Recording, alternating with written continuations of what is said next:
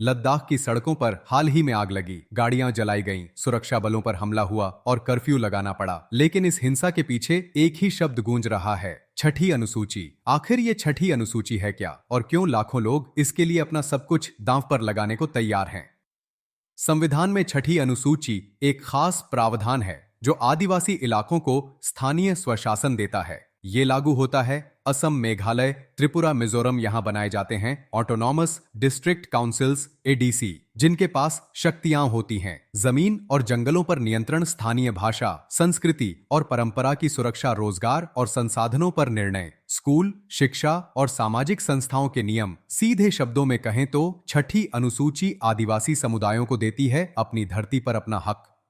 लद्दाख कहता है हमारे हालात पूर्वोत्तर जैसे हैं, छोटी जनसंख्या, आदिवासी बहुल इलाका, नाजुक पारिस्थितिकी। लोगों को डर है अगर छठी अनुसूची नहीं मिली तो बाहरी लोग जमीन खरीद लेंगे, नौकरियां छिन जाएंगी और लद्दाख की अनोखी संस्कृति धीरे धीरे मिट जाएगी। यही कारण है कि हाल की झड़पें सिर्फ गुस्से का इजहार नहीं थी, बल्कि सुरक्षा कवच की मांग थी।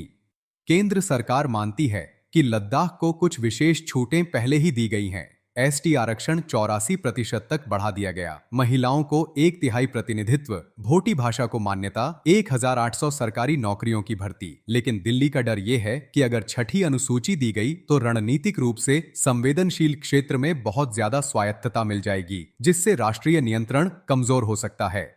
छठी अनुसूची सिर्फ कानूनी प्रावधान नहीं, बल्कि एक बहस है। विकास बनाम पहचान, पर्यावरण बनाम इंफ्रास्ट्रक्चर और स्थानीय आकांक्षा बनाम राष्ट्रीय सुरक्षा। पूर्वोत्तर भारत में यह सफल रहा, आदिवासियों की जमीन और संस्कृति बच गई। लेकिन लद्दाख का मामला अलग है, क्योंकि यहाँ चीन और पाकिस्तान जैसी सीमाएं जुड़ी हैं।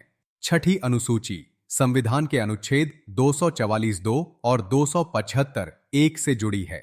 यह भारत के कोऑपरेटिव फेडरलिज्म का हिस्सा है, जहां अलग अलग क्षेत्रों को उनकी जरूरत के हिसाब से पावर्स दी जाती हैं और आम जनता के लिए जरूरी है समझना, ये सिर्फ लद्दाख का सवाल नहीं, बल्कि भारत में आइडेंटिटी वर्स इंटीग्रेशन की चलती बहस का हिस्सा है।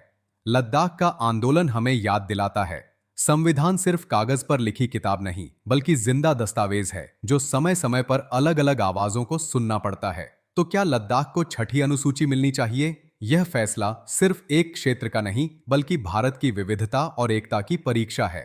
आप क्या सोचते हैं? कमेंट में बताइए। और हाँ, चैनल को लाइक, शेयर और सब्सक्राइब करना ना भूलें।